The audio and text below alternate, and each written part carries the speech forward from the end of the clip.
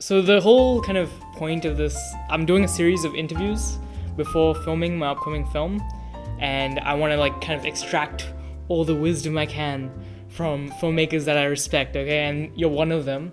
So let's just give like an intro of who you are, your films, etc. Okay, yeah. My name's Calob Robinson. So far I've directed 2 feature films and I've acted in a couple short films. And yeah, the 2 features I've made are both on YouTube. So I've been doing the whole folk filmmaking thing for the past like 4 years now. And yeah, I don't know. There's not a ton to say about me, but so your first feature film is Living with Trevor, which I saw a few days ago. I liked it. And then there's Not So Amazing, which is your like, Hallmark film. Like not Hallmark, but like your like big like film, So like talking about Not So Amazing, what's the part of making a Spider-Man film that surprised you the most? Oh man, I definitely, and it was naive of me not to expect it to be as hard as it was, but I was not expecting it to be as hard as it was. That's one of the biggest takeaways from Not So Amazing is like, don't underestimate how hard it is to make a movie like that. If you're making a movie, expect it to be about twice as hard as you're imagining it to be, and you're probably good. But yeah, and I mean, I wasn't even making like a traditional Spider-Man movie either, so I can't even imagine how hard it would be to make like a genuine like Peter Parker Spider-Man movie with the resources that I had. So yeah, it was a lot harder than I expected it to be. Yeah, it's one of those things where like ignorance allows you to like be a bit more ambitious. So like you guys have like full on like people getting flipped over by cars, car crashes, and like when you watch it, it's not stuff that you typically see in like a film that's released on YouTube. So it makes it really stand out. But of course, with that ambition comes like a level of just like tough like filming and like stress of just figuring how to do shit. Yeah, I mean, about halfway through, we could have very easily given up, but we were already halfway in. So there was a point in making Not So Amazing where it was just like, just a second, Tommy, stop it. There was a point making Not So Amazing where it was just like, we're this far in, we're gonna do everything we can without breaking the law to get this movie made. And every now and again, we would teeter on breaking the law, but like, we got the movie made. Gotta do what you gotta do. You guys had like a pretty long shoot for Not So Amazing, like it was like very I can't even like imagine, like just thinking about a shoot that long just stresses me out. So like knowing that there's so much work put in, like what's the process of gathering a cast and crew that you can rely on and that whole process? Yeah, well, I was fortunate in like so a lot of the crew from Living with Trevor carried over to Not So Amazing, and a couple of them had connections to a lot of people in Yakima that like just wanted to do stuff because there's nothing to do in Yakima. So I think Yakima is the main aspect of it because there's nothing to do here. So when you hear that people are making a feature film, let alone a Spider-Man feature film, it's not as hard as you would imagine to get people in Yakima on board with like wanting to be a part of it. But go ahead. No, I was just saying awesome. And like the film is like pretty big as well, so I feel like when you see like there's so many characters and everything, there's a part of it where you like want to be involved because you want to be part of this huge piece that's being created. Yeah. And then the other thing was Nathan, who started out just as an actor in the movie. He auditioned for the boss, but as production went on, he ended up being like one of the most crucial producers on that set or whatever. So Nathan was like one of the biggest parts of like getting that movie made. He had like most of the connections. When you're looking at a scene like the final fight and there's like 20 gangsters there, that's all Nathan just knowing people that want to do that type of thing. So damn, everybody needs Nathan. Yeah, everybody does need a Nathan. That's and that's a pretty like there's not a how-to on how to go find a Nathan, but they're out there. Damn. So you guys also like it's a pretty huge film, as I was saying, and you guys have heaps of locations, like heaps and heaps. And it gives this film just like a grand scale, which it feels like Hollywood level, like Hollywood level storytelling, where it feels like it would be like it's like just large. Like you would have like how many you have like dozens of locations at least, maybe even like 100. Yeah, there's a lot. I haven't gone through and counted, which I probably should have at some point, but I haven't counted yet. But there's definitely a lot. Between my two features, I mean, we didn't do a lot of like going around town and Living with Trevor, but between Living with Trevor and Not So, I've probably shot in at least 60% of Yakima. So like my rule with my movies is that like every movie I make in Yakima needs to show a different side of Yakima. So Living with Trevor is like the suburban summer, just like hanging out in your house side of Yakima, and then Not So is like the really crappy parts of Yakima, downtown, whatever. So there's not a ton else that I can explore, but I'm gonna try. Yeah, and how did you like get those locations, use those locations? Was there any like trouble with that, or what was that like? Yeah, so we didn't have permits for any of the places that we shot at. We basically just went and did the stuff. The final fight location, we did get permission for. It wasn't a permit or anything, but we got permission from the owner to shoot there after an extremely long, exhausting... Basically, I'm going to try not to reiterate too much because I say all of this. We talk about this in like big detail in the making of Not So Amazing, yeah. But like we tried to do what we did with the rest of the movie. We tried to run and gun the final fight in this parking lot, and we got kicked off like 40% through shooting the scene or whatever, so we ended up having to reshoot the whole final fight, and that's why we got permission to shoot at that place, because that was the only time that we got kicked off a location, was the first attempt at shooting the final fight. But for the most part, it was houses of friends, and then just like all around Yakima, and nobody batted an eye except for that one night. So yeah, I feel like indie like filmmakers try to be invisible, right? Yeah. Like they try to go to their locations, sneak in, get what they need, get out. But that's pretty hard when you're wearing a Spider-Man costume. Yeah. So, well, like, how did you not get noticed in these places? Or if you did get noticed, how did you deal with that?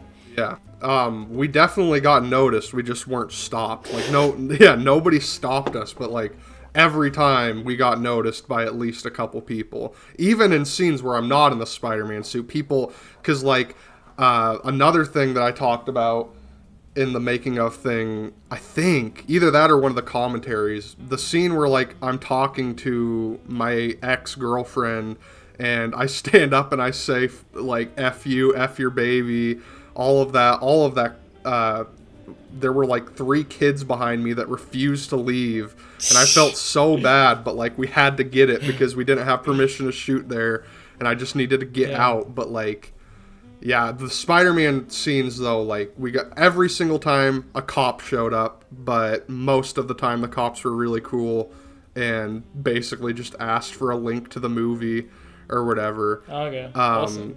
And then just like random people would show up and be like, "Hey, Spider-Man!" But like, yeah, nobody ever like thought we were up to anything. I don't think we got the cops called on us during the alleyway scene. That was one of the only ones where like someone saw me getting beat up by a bunch of dudes, and he called the cops, and then the cops showed up, and we just told them what we're doing, and they were like, "Oh, okay, cool," and drove off. But yeah, it was surprisingly we weren't stopped except for that one time. Okay. So you're the actor who plays the kind of Peter Parker, Spider-Man figure, or like insert character in the film. So what was it like balancing your acting and balancing the directing of it? It was very, very difficult, and I don't plan on doing it again.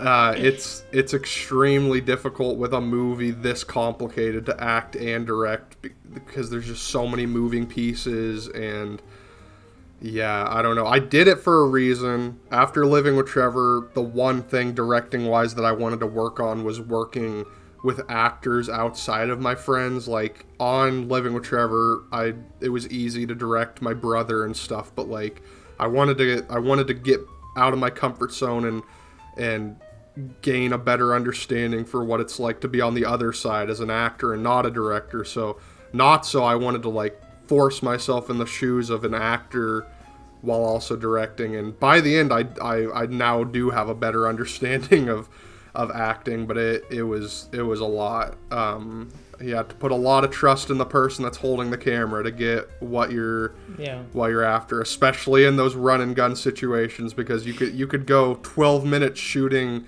an entire take of a scene and then look back at it and realize that the camera guy, the person holding the camera, actually didn't understand what you were wanting to shoot, and then you have to redo it all again and hope you're not stopped by anybody. So it's hard, and I wouldn't do it again, but it was worth it for this movie. Yeah. So what would you say you learned about acting by forcing yourself to be in that role? It just like it was more complicated and less complicated than I was expecting. The main thing that I took away after Not So is that I really do like acting. I just don't like acting and directing. So like when it comes to just the acting, I realized that like with the right character, it's pretty easy for me to perform, and I wasn't expecting that because I always thought I was a pretty bad actor. But Nathan is like an amazing actor, and he helped me a lot.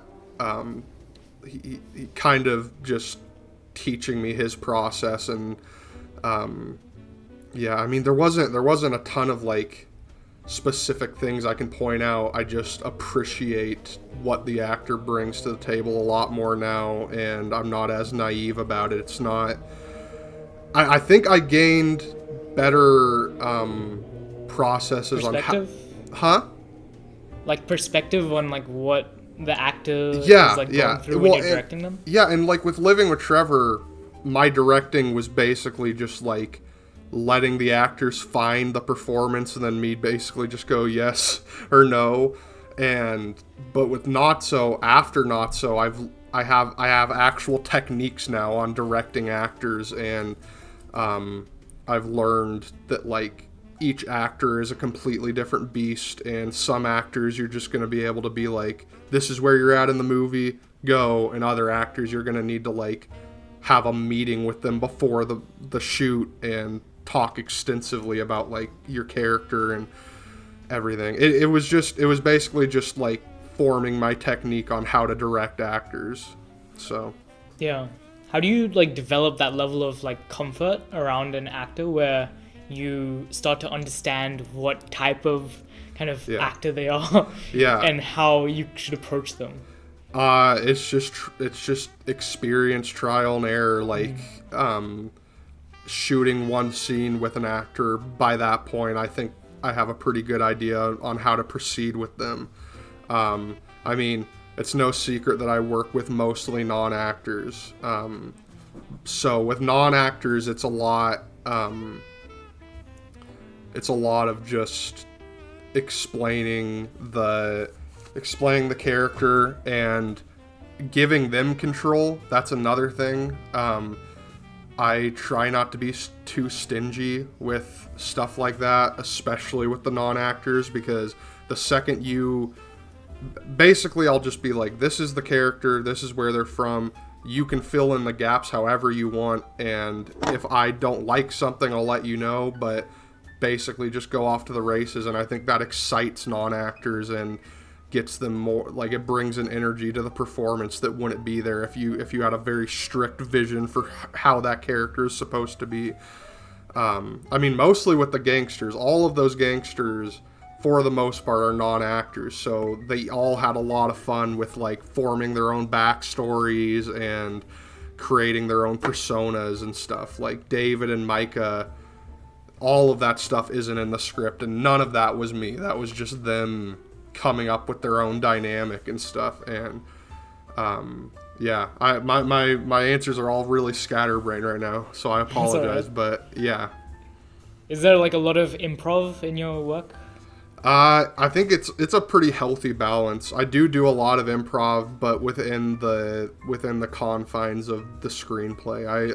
I've never made a movie yet, and I don't plan on making a movie where it's just like bullet points and then we improvise our way through it. I do like to have like a fully written screenplay, but I don't like that screenplay isn't the Bible or anything on our sets. It's like, if an actor is having trouble with a piece of dialogue, I'll usually just have them reword it the way they want to word it, as long as it has the same information and the same meaning. Then like I'm usually not hell-bent on like this line needs to be in the movie word for word.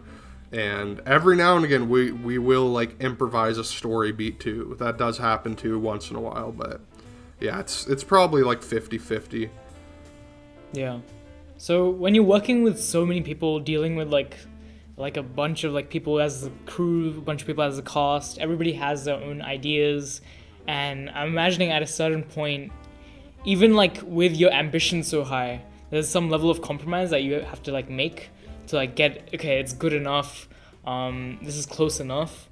So how is that like, you have this imagined in your head before you shoot it, and then you film it, and then you edit it, and then you have something kind of different. So are you happy with the kind of different version of it, or would you wish that you went back and, fix some things and all that stuff? Yeah.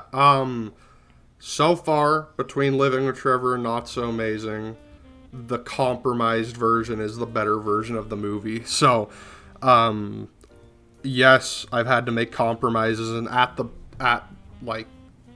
time of making that compromise, it stings a little bit, but with some perspective, I've realized with each of those compromises that like it's better for the movie. One of the main examples I can think of off the top of my head is the scene where Tyrell mugs the old lady and Not So Amazing. And that scene, it's pouring rain, and I was really frustrated about that because I never intended rain to be in that scene at all, and it also just made shooting that scene really difficult. And I remember the second it started raining, my gut instinct being like, okay, we're gonna stop and we're gonna come back in a week and do it when it's not raining. But we all basically just banded together and realized that like the rain looks pretty cool, it's gonna suck to shoot in this, but like the rain is actually adding something to the scene, so let's just go and do it. And yeah, that scene's way better with the rain there than it would have been without the rain. So, yeah, I mean, it all goes hand in hand with something that I always try to keep in mind with my movies, which is, like, leave your ego at the door. Don't get too caught up in what your vision for the movie is. Obviously, you need to have your vision for the movie, but, like, if you're in a situation like that and you have like 8 people who are giving you their time and energy, it's not really responsible to be like, yeah, we'll just meet again next week or whatever. You just kind of gotta do it and hope that it works out for the movie. And in that instance, it did work out for the movie. So I think with compromises, it's all about like, you got to make the right compromises and then protect the ones that like you just can't compromise on. So you make certain compromises and then you fight tooth and nail to keep certain things. So you just gotta balance what's most important in this movie and what can be altered a little bit to make shooting easier on everybody. Yeah. Speaking of compromises, what was the worst day of filming?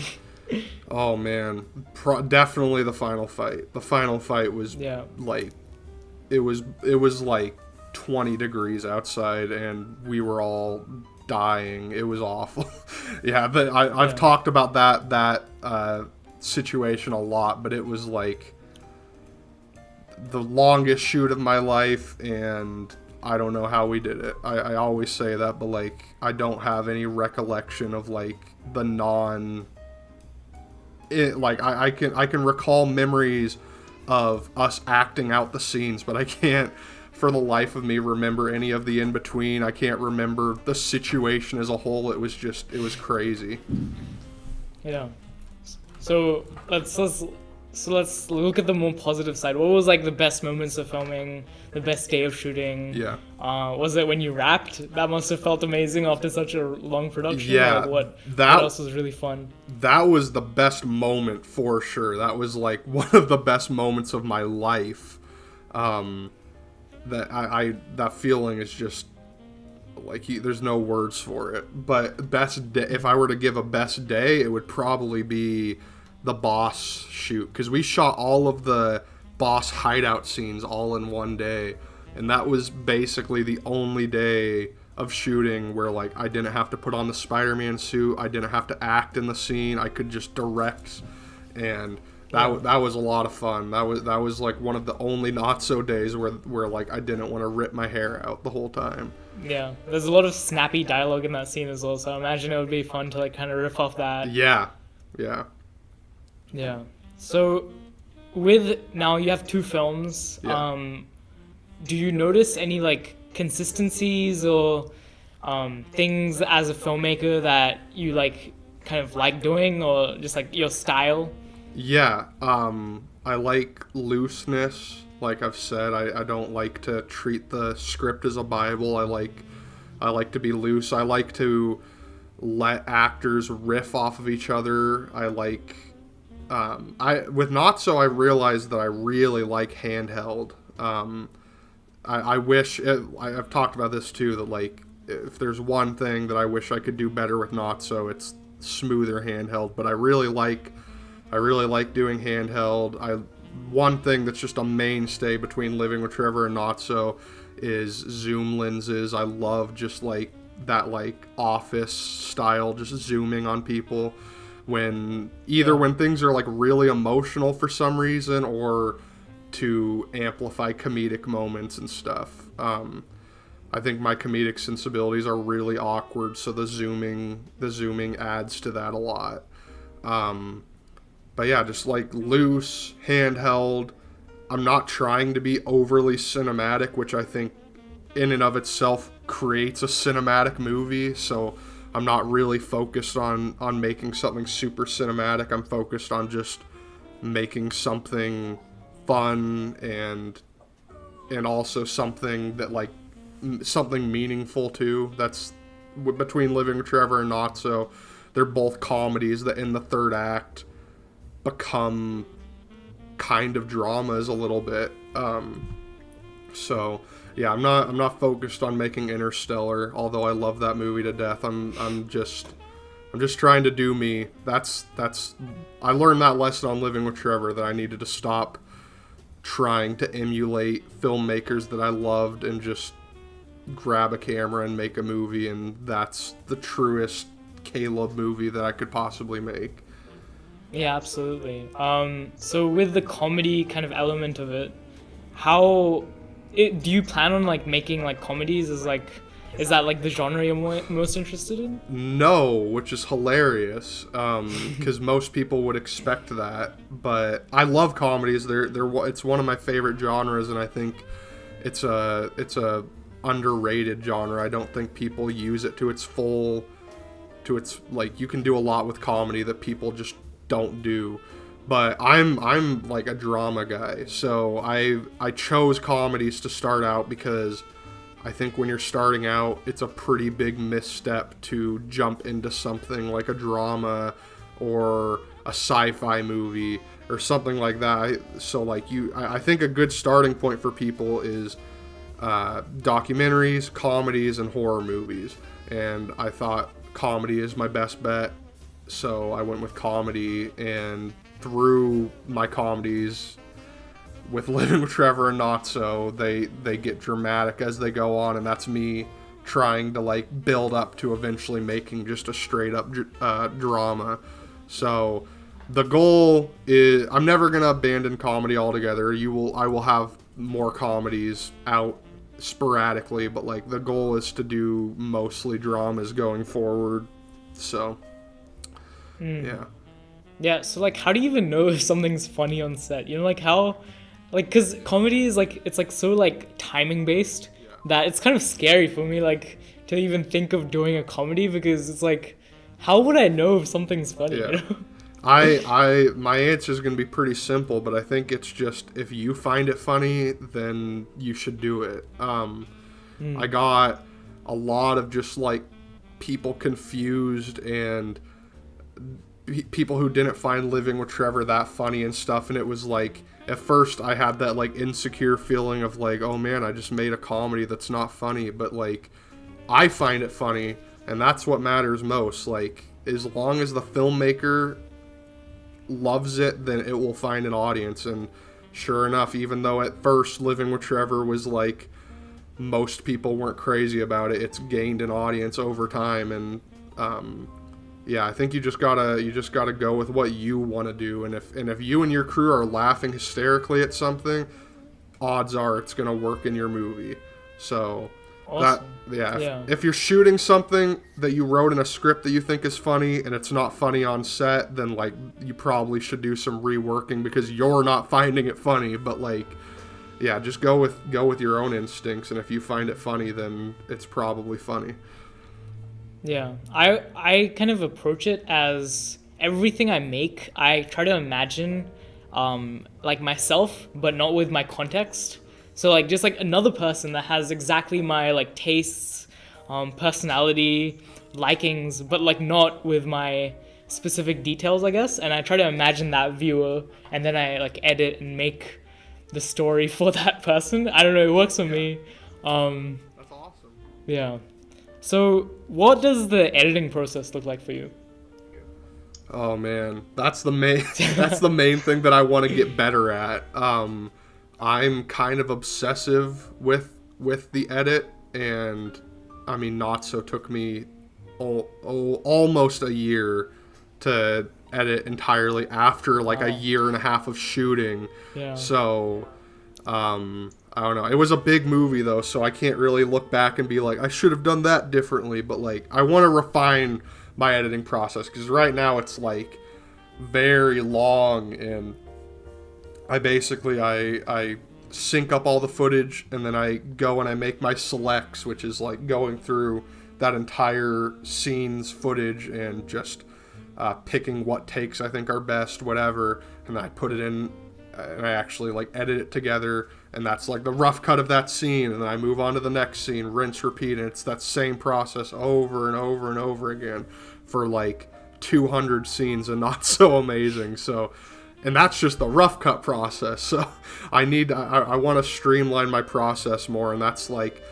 the next project that I'm working on right now. The intention behind that process is to keep the things about my post-production process that work, and trim out the parts of that process that are holding me back. So I'm trying to get better at it.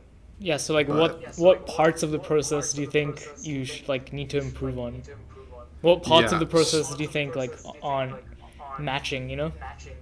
Yeah, it's not even post-production, but it's going to play into post-production. And that's like, I need to do a lot more pre-production. I plan a lot personally, but I don't do, with Not So, I definitely did not do enough pre-production like meetings with the crew. I knew what I was doing, but like everyone else found out on set instead of like doing some really planned stuff, and I need to do that more. And when that comes to post-production, sound, I want to, from here on out, have all of my ambience recorded before we even start shooting, because that was a big slip up with Not So. I spent like 2 months doing the sound for a scene, and then realizing like, oh, I need this sound added to it, and then grabbing my mic, going, recording the sound, coming back to my editing setup, adding the sound to the timeline, and then realizing, oh, I need this sound, and picking up the mic and going and getting one sound and coming back. And like, that took me ages, when if I would have just gone through the script and took him like a month before shooting and realize, okay, this scene needs these sounds, and then gone. Like, I should have had a folder with every ambient sound that I needed before we even started rolling cameras. So that's the plan going forward. Awesome. Is there a particular runtime that you like? Because all of your films are like over 2 hours, 2:15, sometimes even longer. Like, so there seems to be you like a bigger kind of story where you have to sit down and it's like an evening, you know? Yeah. I'm kind of infamous for all of my movies. So both of my movies, Living with Trevor and Not So, are the exact same runtime down to the second. And my intention with Not So was like, I'm gonna get my runtime down by at least 20 minutes. This is gonna be a 2-hour movie. And then sure enough, by the second, it's the exact same runtime as Living with Trevor. So I'm pretty sure I'm cursed with the 2-hour, 18-minute runtime. But, I mean, I really do like long movies. I don't think all of my I hope all of my movies aren't going to be 2 hours and 18 minutes. But I'm of the belief that, like, each movie requires a different runtime. If I could go back, Living with Trevor would probably be like an hour and 45 minutes, but Not So is like about as short as I could have made it without making any massive like story compromises. So like that took forever getting it to the point where it's like, okay, everything that needs to be here is here. There's no unnecessary scenes that don't move the narrative along. This is about as good as it gets, 2 hours and 18 minutes. And that's how it's always going to be for me. I try not going forward. There's some in Living with Trevor, like I said, where there's scenes that don't need to be there to move the narrative along, but my intention going forward is no scenes that don't have a narrative purpose, and basically just like the movie just needs to be all the pieces that need to be there and all the pieces that don't need to be there need to be on the cutting room floor. So runtime is I've always said runtime is irrelevant and pacing is all that really matters. So as long as the movie flows well, if I'm sitting with a 3-hour movie, then I guess I'm sitting with a 3-hour movie. But yeah, the next movie I make is probably going to be like 90 minutes. So I'm hoping. The script is significantly shorter than Living with Trevor or Not So. So fingers crossed. Awesome. So when you have that rough cut, do you show other people, or is that just for you to know what it is and then improve upon that, or do you seek like feedback? I always show it to the crew, and that's about it. So we always do a rough cut screening, and then we spend like 4 or 5 hours discussing what we think could be different and how to go about the second cut. And yeah, the rough cut for Not So was really, really bad, and that's also something that delayed the process of that movie a lot, because we spent like 2 months doing reshoots, because I realized after that rough cut that like, oh man, this movie isn't anything like what I was trying to do. And yeah, so that's a scary feeling when you spend all that time making a movie and then you look at the rough cut and you're like scared at how much you dislike it and you have to find the movie after that. Do you ever rewatch your films? I try not to, actually. I watched, because both times I watched both of my features probably 150 times by the time the movie was done. So like both of those movies are lasered into my brain. So I watch them while making them. I watch it during the premiere and then commentaries, and then I basically am like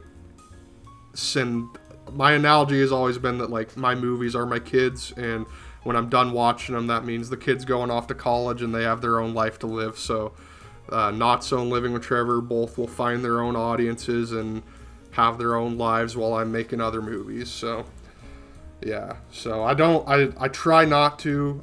I think if anything, I'll watch them like once every like 5-10 years or something, just as like a nostalgia trip. But yeah, I try not to, because I don't want to focus too much on the past. I'm always trying to move forward, and if I were to go back right now and watch Living with Trevor, I guarantee I would find like 10, 15 things that I wish I would have done differently. And I don't need to focus on that because the movie is the movie I made as an 18-year-old kid straight out of high school, and it doesn't need to be a movie that I made right now. So like, it's a good thing that I can't go back and change that movie, because those 15 things that I would go back and change are probably things that people that love that movie love. So I try not to focus on that stuff, and I just try to focus on the next movie. Yeah, I mean, we're constantly changing, so kind of with that thing I was saying that I imagine a different person, like I have changed as well, so the audience has kind of changed as well, like who the film is directed towards, and your sensibilities and everything change and you grow, so it's interesting how that happens, and with some distance, like it just like it's bittersweet to revisit it, because like, okay, it's like I'm proud of it, but there's certain things that I just wish I could like tinker with still. But yeah. So what's your approach to marketing the film and doing all of that? Yeah, I try to market my movies as close as I can to Hollywood films and Netflix movies and stuff like that, because I think that that approach to it is basically foolproof, and it's just worked for the entirety of Hollywood's lifespan. So I try to bring that to this folk filmmaking space, and I'm hoping more people continue to do it. I've kind of rubbed that off a little bit on the Doomed Boys, which made me happy, but I try to do like three to four posters, 2 trailers, and some TV spots every time, and it's also about the timing of when you release those things. You want to put some space between the first trailer and the second trailer, and between all those posters and stuff, and you just try to build up excitement for the movie. And then in my case, you screw up because you miss your release date by 2 months, and everyone is excited on the day that it's supposed to come out, and everyone's like, where's my movie? And you're like, sorry, you're gonna have to wait till Christmas apparently. So try not to make that mistake, but other than that, like, I think the process works really well, and I'm gonna keep doing that. Yeah. So the Not So Amazing movie poster is like pretty great. Like I love it. It's like very like, you just know a lot. Like everything you need to know about the film is in the poster, and I just love it. And it gives you like a sense of the tone and everything. So like, how important are posters to you, and how do you come up with these film posters? So I've talked to a lot of filmmakers that have this thing where they're like, I come up with my movie by imagining a trailer in my head, and then the movie just and then I make the movie based off of that trailer that just showed up in my head. And I have that, but with posters. So most of the time, the first image that pops into my head for a movie is the first poster of the movie. And that was definitely the case for Not So. That first opening shot, which is also the poster, was the first thing that I had come up with. So yeah, and like I don't know, I have a passion for movie posters. It's like if I weren't a filmmaker, I would definitely be like opening a poster house and like doing that full time. But yeah, I think poster art is like, I think it's pretty crucial to a movie's success when it comes to who sees it. I personally can say that like I've seen tons of movies that I wouldn't have ever watched if it wasn't for like a really enticing, cool poster that just makes you want to see what this movie is or whatever. And it also helps, Dan has talked about this, but it helps if you make a poster that can also be translated to a thumbnail, because then that same image is going to get people to literally click on your movie. Yeah. But I think I love movie posters. Like I think about movie posters a lot. And this obsession started when I was trying to make my like list of my favorite films, and then like a few of them just had terrible posters. And then I was like 10 years old, and then I literally removed them from the list because they just had terrible posters. And then after that, I'm like, okay, posters are like really important. Yeah. Is there anything that you would change about the way that you marketed Not So Amazing or Living with Trevor? And is there like anything that you want to like implement in the future? Yeah. I do wish that I had the time to be more hands-on with the marketing, because basically with those two movies, it was I handled all the posters, and then I had someone on the crew do the trailers and stuff. I still to this day haven't edited a single one of my trailers, so I've had the privilege of like two really amazing trailers being made while I'm editing the movie. So I don't even up to this point I haven't had to worry about any trailers. They just have been made by crew members and stuff. I think I'm going to be editing trailers going forward, so that's going to be, we'll see how good I am at making trailers. But I do wish that I had the time to maybe do some more TV spots, because with Not So we had one, and I think I think TV spots are almost more important than trailers, because they're 30 seconds, you put them on Facebook and Twitter and everything, and I think that they catch people's attention more than like a 3-minute trailer. So if there's one thing that I want to adjust, it's probably planning for like 3 or 4 of those on top of everything else. But yeah, I think marketing is like one of the main things that like we all can work on, and I think that's going to be the main thing that's going to push folk filmmaking into the spotlight, is when people finally, when we all start doing like a really intricate full-blown marketing campaign, that's when people are going to start noticing. Yeah. So after the marketing, of course, you click publish, and soon people begin to watch the film, and you get to know what people think, you know?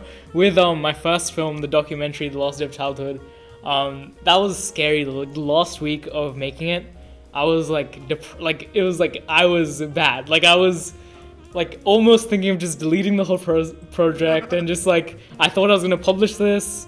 Everybody's gonna realize that I'm like a hack, and I'm gonna lose all my subscribers. And I literally I published it accidentally. I didn't mean to publish it when I did, and then I was like, okay, fuck, I'm just gonna go to sleep so no one can like, you know. So that's how I dealt with the publish kind of thing. And then soon later I heard like my parents, my sister watching the movie, and then an hour later they came into my room, and then they're like, dude, the movie was really good. But like, how do you deal with the reception and everything, and the post editing slump and everything? Yeah, I try to not focus on it too much, even the positives, because I think it can be damaging to focus too much on what other people think of your movie. And I know that's kind of dumb, because the whole point of making a movie is so that people can watch it and enjoy it and everything. But I try really hard to not let myself get into a headspace of like, okay, this audience didn't like it, so I need to adjust going forward. Any adjustments that I make to future projects, I want to be adjustments that I personally want to make. I don't ever want to make a movie for my audience. I want to make a movie for me and make a movie for my friends, and then hope that there's an audience out there for it. Because otherwise, I think you just become Hollywood, and you're just making movies for certain people instead of making something from your soul and hoping that other people find something in it. Yeah, it becomes a product rather than being an art kind of thing. Yeah. So I try not to focus on it, honestly, and sometimes I fail. I did a lot with Not So, but I try not to focus on it too much. Yeah. So like, how do you not, like, how do you stop yourself from like looking at criticism and stuff? Me, if I see like a comment starting with, "Oh, I hated this film," I'm gonna read the whole comment. Like, how do you have that discipline to stop yourself right there and be like, "No, I'm not gonna read on." Yeah. Well, I said I try to, so I don't necessarily have the best discipline with it. Like I said with Not So, there were a couple times where like I got really, really upset about a couple negative reviews and stuff like that.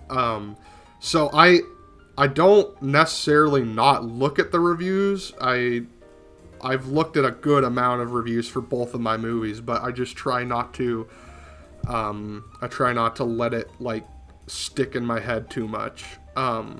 But I wish I had the disc, because like Jordan and Ethan do that. They don't read any reviews for their movies, and I wish I had that discipline, because that seems like a lot healthier for your mental health. But yeah, I try. I haven't read all of them, but I've read enough. Yeah, so what does Not So Amazing mean to you? You know, why did you make it? Why is it like, what did you want to like express, you know?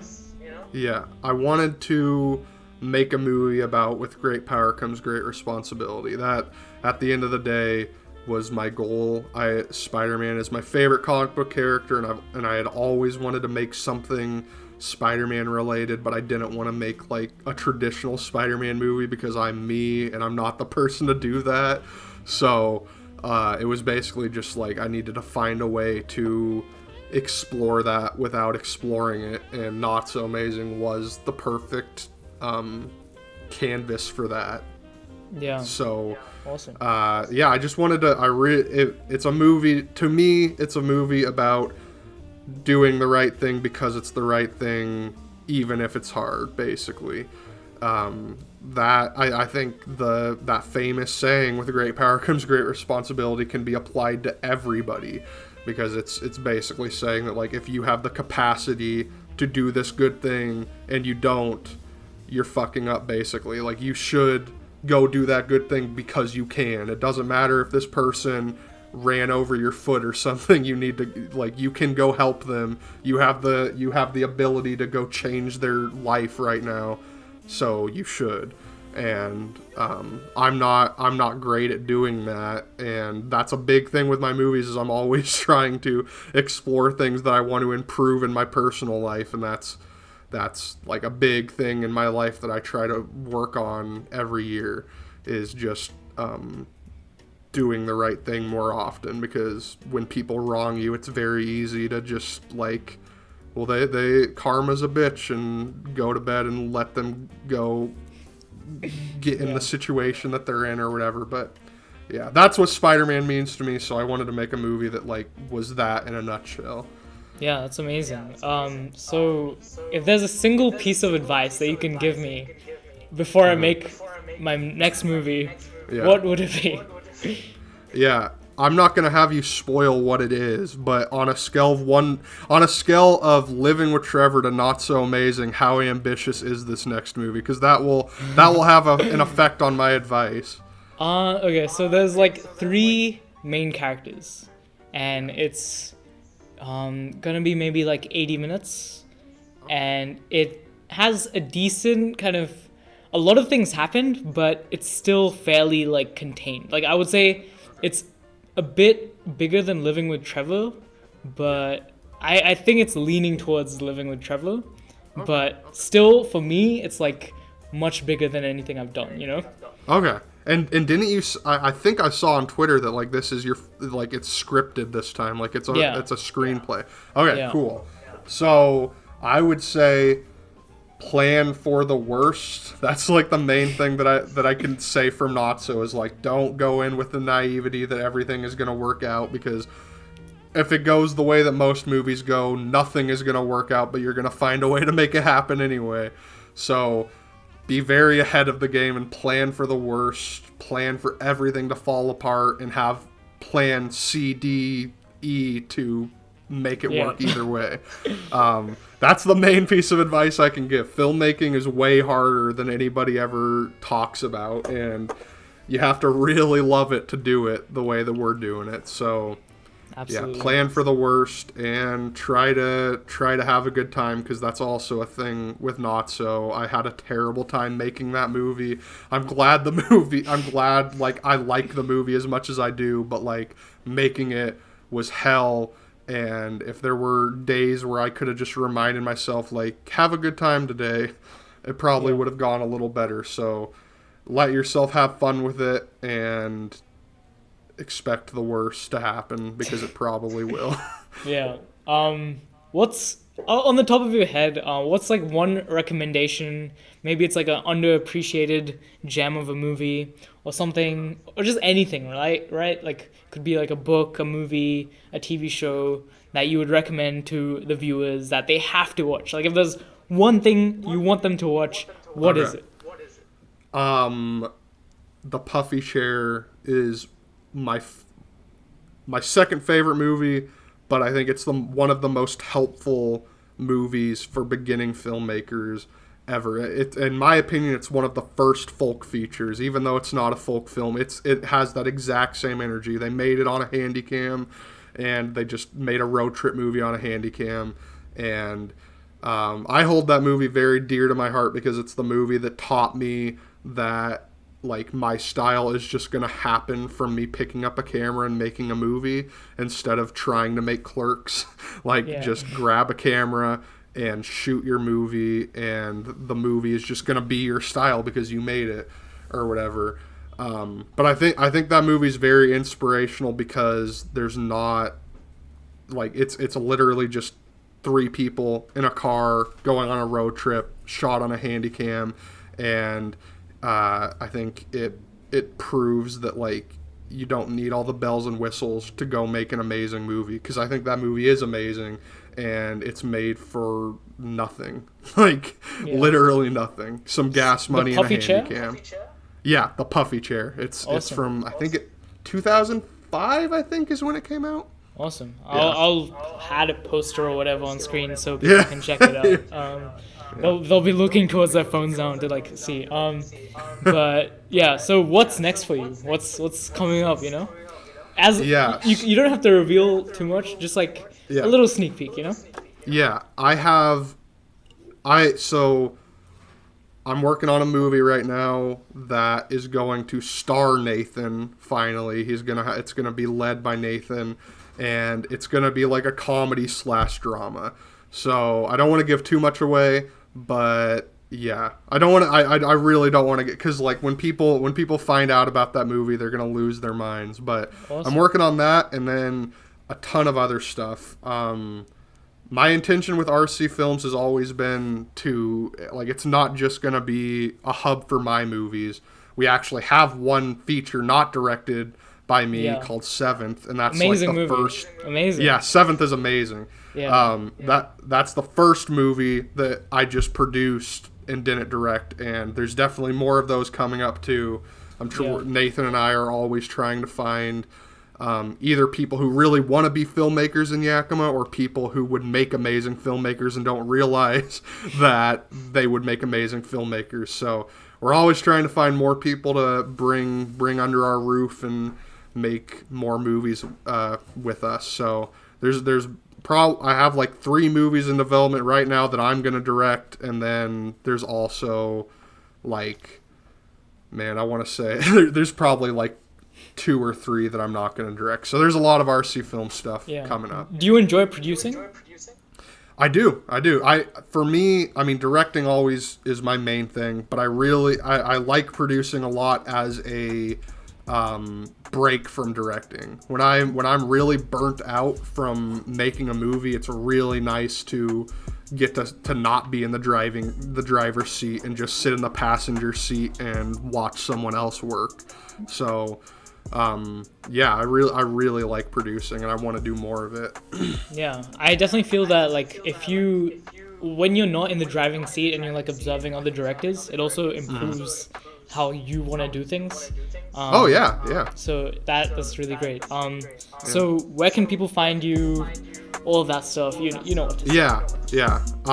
If you want to watch our movies, RC Films on YouTube, and when it comes to social media, I'm most active on Twitter. So I'm Calob _Robinson.